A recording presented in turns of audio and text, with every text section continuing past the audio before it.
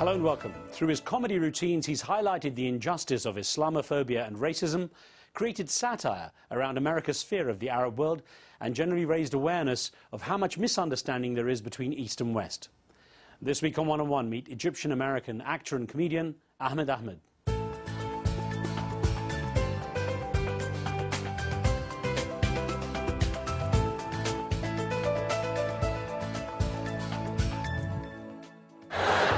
And people in the West, man, they always try to categorize us, put us all together.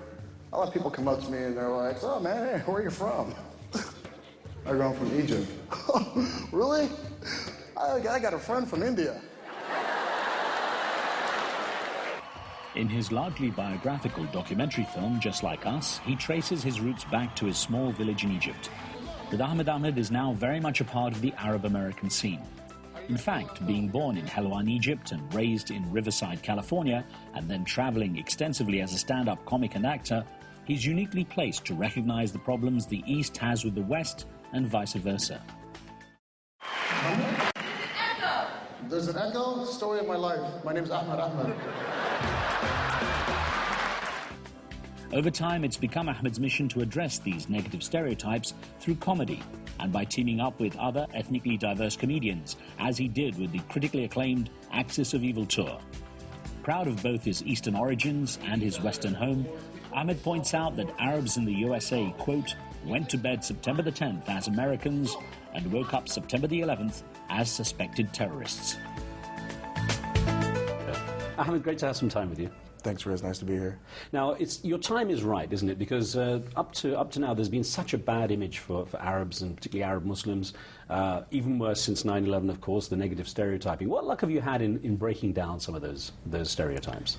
The timing was great. In fact, one of the comedians in our film, Eric Griffin, has a great little saying for me. He says, "You know, Ahmed, you're rarely on time, but your timing is great. And, you know, you work in the media, so you see every newsreel is always an Arab, you know, trying to blow something up or burn an American flag or wish death to America, and you know that exists, and we're not going to, you know, shy away from that because it's definitely relevant, but on a small scale. The whole Middle East, for the most part, are just like us in a lot of senses when it comes to food, culture, and music, family. So we wanted to show that side of the Middle East because you never see it. Has it always been a conscious part of your work to try to break down stereotypes? I kind of did it, well, I kind of subconsciously, yeah. Like, when I got into the entertainment industry, I thought, okay, I want to be an actor. So I started acting, and I made a great living playing terrorists and cab drivers. And I was making money, so I didn't think about anything at the time. But then it got to a point where I got older, and I kept on playing those same roles.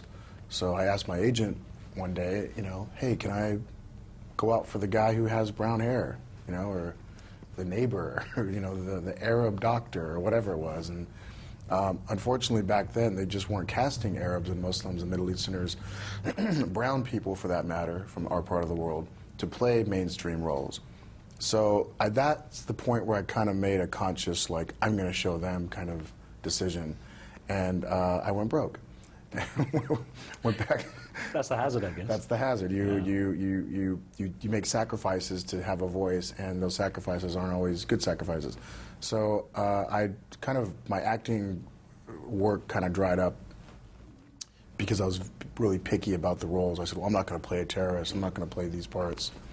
And there wasn't much work there for guys named Ahmed in Hollywood who's Muslim. Double whammy, Ahmed Ahmed, Muslim, Egyptian, in Hollywood. I've got everything going against me.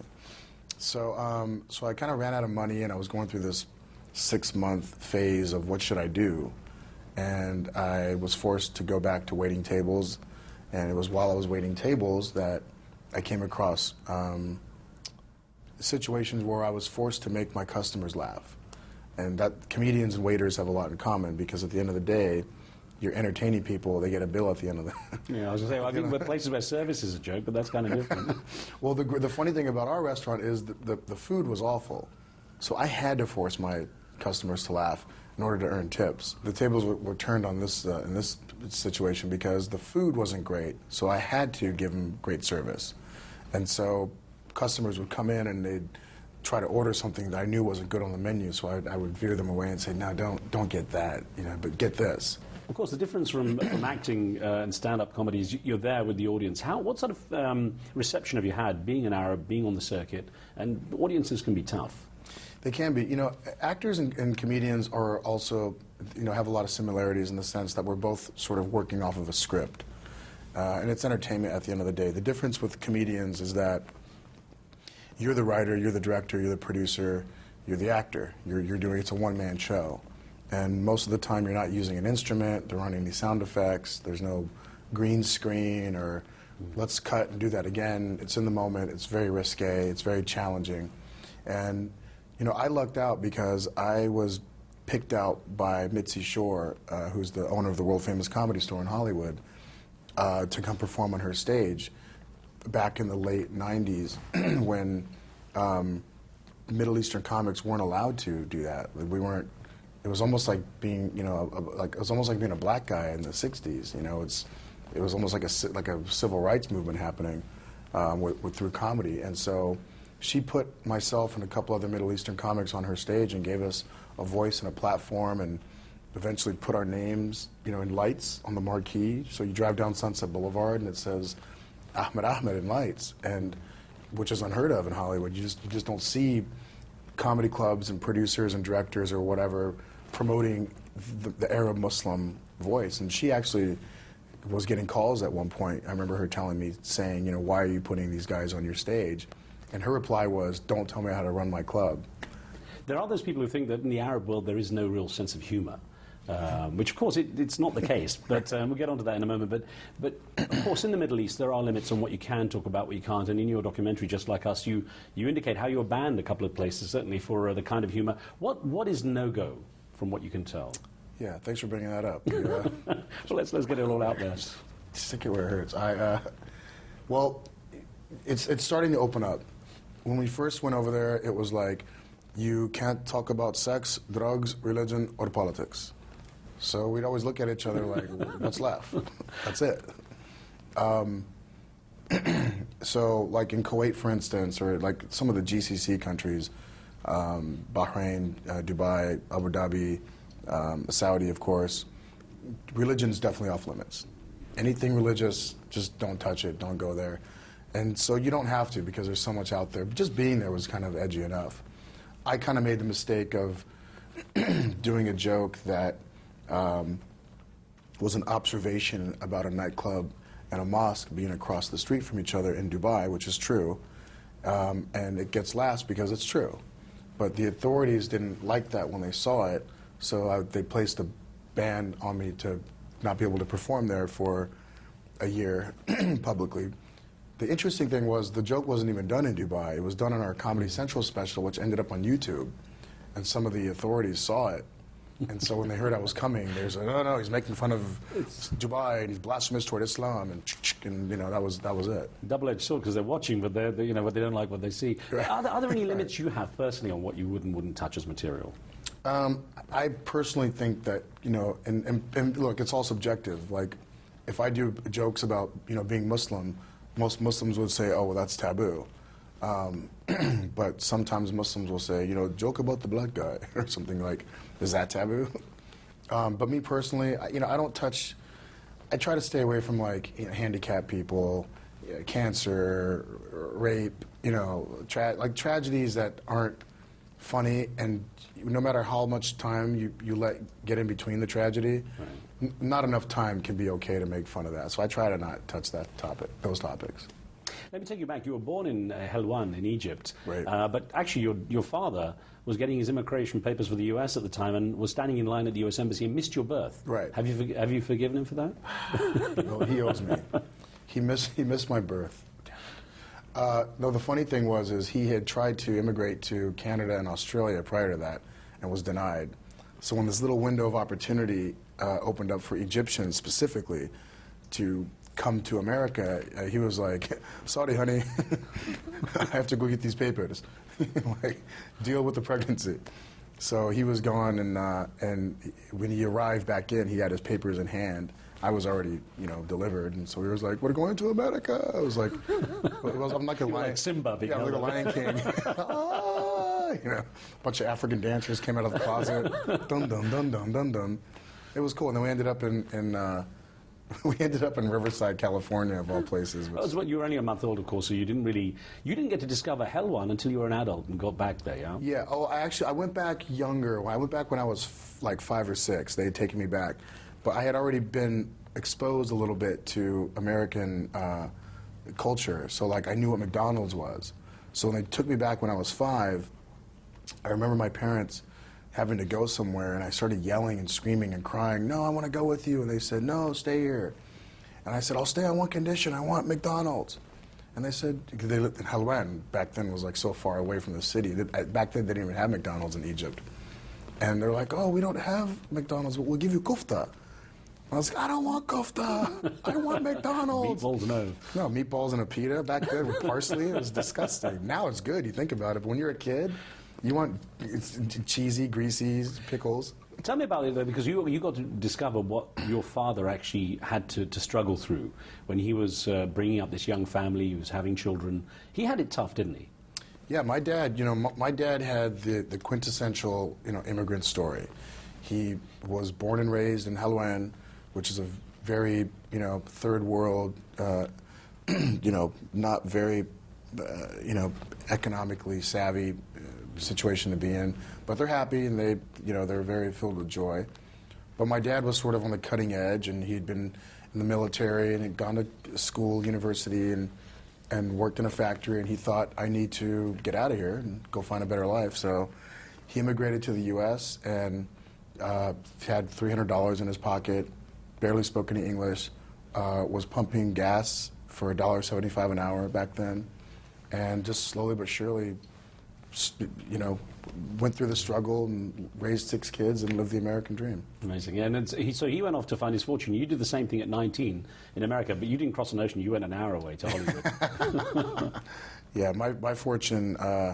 My fortune's actually taken longer than my dad's. I should have just pumped gas and started there. What were the early years for you like? What was going through your mind when you left home? I mean, 19, it's still, still quite young.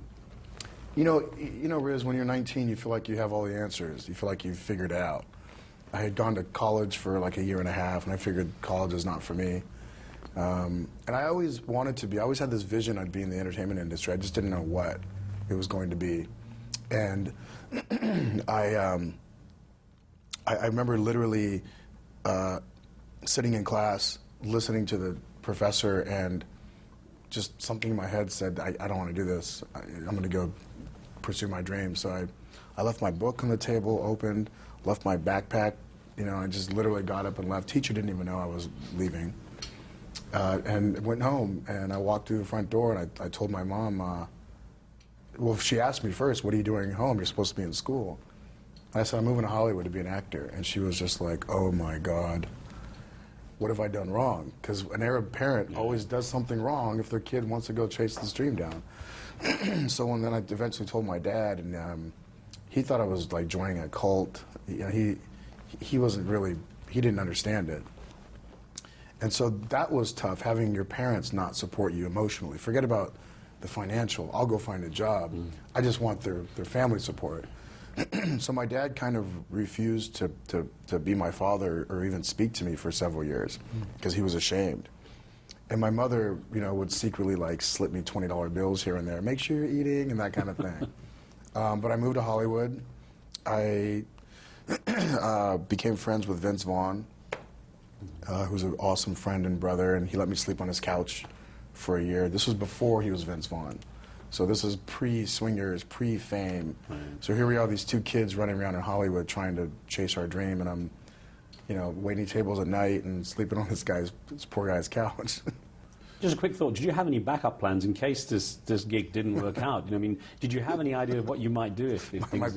My parents asked me that for so many years, because that was their whole thing. Go to school, then go be an actor or a comedian. If it doesn't work, you have something to fall back on. But my philosophy was, if I have something to fall back on, then I will. But worst case scenario, if this thing doesn't work out, I'm really considering going to culinary school. I know it sounds weird, but I can cook. That's good. But I have this this passion for cooking. I grew up around it. So my mom was always cooking, but it was never like a teaspoon of this. That's right. Yeah, go by feel. Yeah, it was always like a dash of this, a sprinkle of that, pour some olive oil here, and that's how I cook. And my mom sort of taught me that, but I really enjoy it. How did the attacks of 9/11 change the shape of your career and the way things went for you? Yeah, I mean, 9/11 just flipped everything on its head. You know, before September 11th, I was always talking about being from the Middle East and talking about being, you know, from an Egyptian background and having a dysfunctional Arab family and, you know, all the stuff that plays into the cultural aspect of who we are. And then September 11th happened, and then it was like having to talk about that on steroids, because now there's a big magnifying glass on you. And there was a lot of backlash, a lot of hatred, especially in America, toward Arabs and Muslims. And, you know, because I was a comic, or I am a comic, but at the time I was traveling quite a bit, you know, it went from just getting on a plane and going to your gig to having a full-blown body scan and, you know, x-ray exam and go into this room and profile you, and you're on a list, and, you know. And you were actually on a list. Still am. Yeah, it's the old joke that I do when you Google my name, my official website pops up, and then right under that there's a link for the FBI's Most Wanted. And so Is there no redress for that? It seems silly, you know. You're known, people know you're not a threat, so it's... You know what's so funny? Here's the funniest story that happened to me, and this was not too long ago, and it's happened a couple times. When I'm coming back from an overseas gig, my passport has a zillion stamps in it from so many different Arab countries.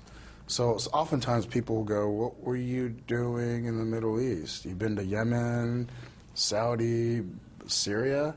You know, like pretty much all the countries that people are afraid of. That's when you get the free health check. That's when you get the free, you get that free exam. It's gotten to the point now where when they're looking at my passport and they see all the stamps, they ask me, "What were you doing in the Middle East? What sort of work do you do?" And I say, I'm a comedian. And they go, "Really? What do you do?" So they think I'm joking, but I have to show up, you know, maybe show a clip or show them a headshot or something from like you know, it's like I have to prove myself.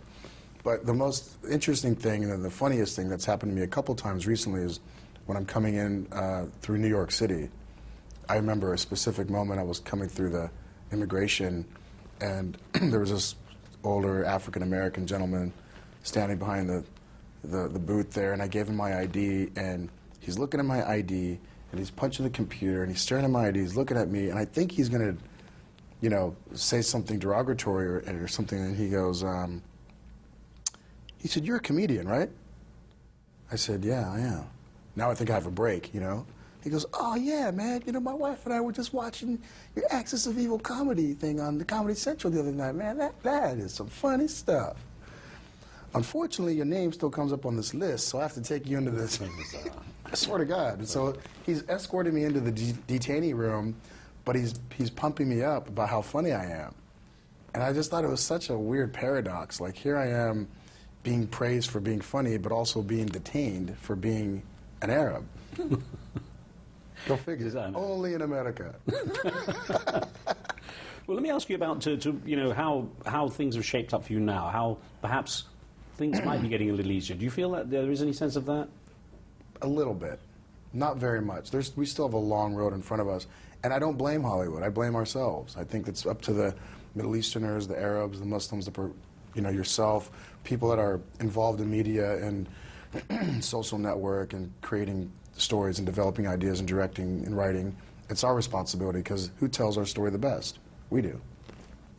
While you were working in Hollywood, doing these big productions, You Don't Mess with the Zohan, and all these different movies that you were involved with, how did you find the experience of working with the big names and, you know, the Hollywood names, the established names, and also the big production stuff? Yeah, I mean, look, when you have that opportunity, which is rare, you take advantage of it. You know, I didn't play a terrorist in a movie for probably 10 years. And then Jon Favreau, who directed Iron Man, who's a friend of mine, and Peter Billingsley, who was the executive producer, who was a friend of mine. Now, these are two guys who started at the bottom and worked their way up into the A-list Hollywood. So I had friends in the industry.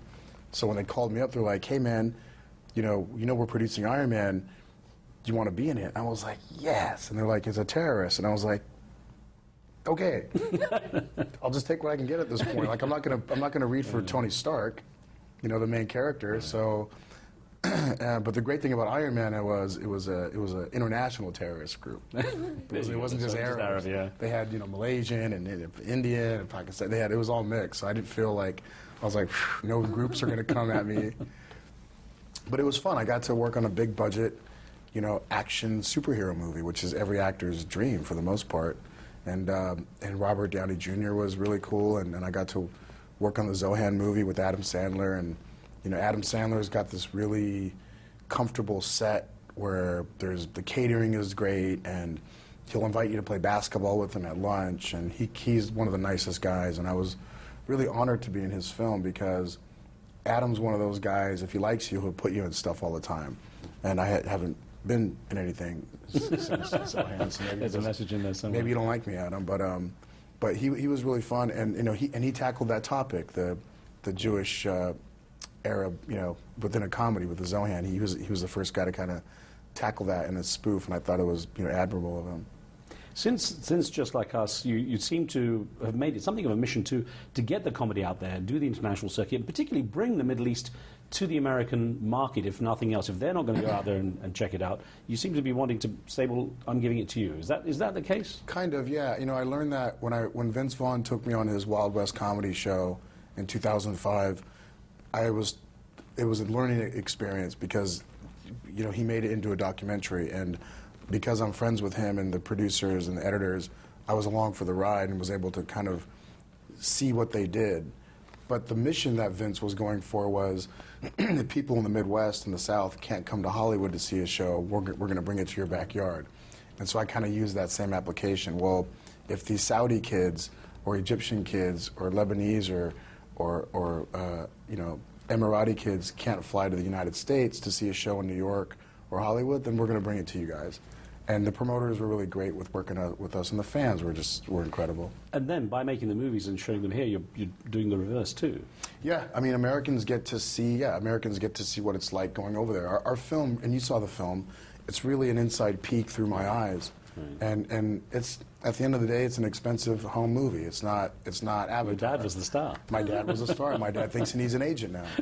You should have had him on your show, Riz. It probably will happen. It's coming, I know, right? So, if you have something, a list of things that you want to try and get done in the next, decade or so, what would it be? What are the burning ambition projects you have right now? Well, the next decade, huh? Well, I'm giving you that kind of time. I don't know, because I'm realizing it took you a while to get the break, I'm cutting you. You're giving me some time here. There's a book that I want to write about my life. There's just maybe two. There's a lot of information. Just like me? Just like them? Just in case. Just in case. My friend Eric Griffin said that on tour. He's like, you know what, we're going to call this the Just in Case Tour. Just in case you get rich. Because I want to be a part of that. I thought he meant just in case you get arrested again. That too. But there's a book, there's like some cooking show ideas that I have. Yeah. I'd like to open a restaurant one day. I'd like to take a break actually for like 6 months and just do nothing. But I think the book and the TV show idea are kind of the first couple things out of the gate, and then we'll see after that. Maybe start a family. That'd be nice to try that, once. Yeah. It's like, are you married? No. Kids? No. What's wrong with you? Yeah. That's what people always say. How old are you? Really? How would you like to be remembered? What would you like your legacy to be? Gosh, I never thought about that. How would I like to be remembered? I think probably, Riz, I'd want to be remembered as a guy who brought laughter to the world. That's pretty much it. That's pretty good. Yeah, I mean, I don't want to come across as a person that thinks I have the answers, because I don't. I have nothing politically, no political initiatives I'm looking for. Although people try to peg me as a political comic just because I am by default, by the name and my background and religious belief. But probably just somebody who just brought laughter to the world. I think I'd be happy if that was put on my gravestone. He brought laughter to the world. He had the last laugh. He had the last laugh. Except for Dubai. He had the last laugh. Ahmed, I wish you luck. Thank you so much. Riz, thanks, man. Pleasure to meet you. Pleasure to see you.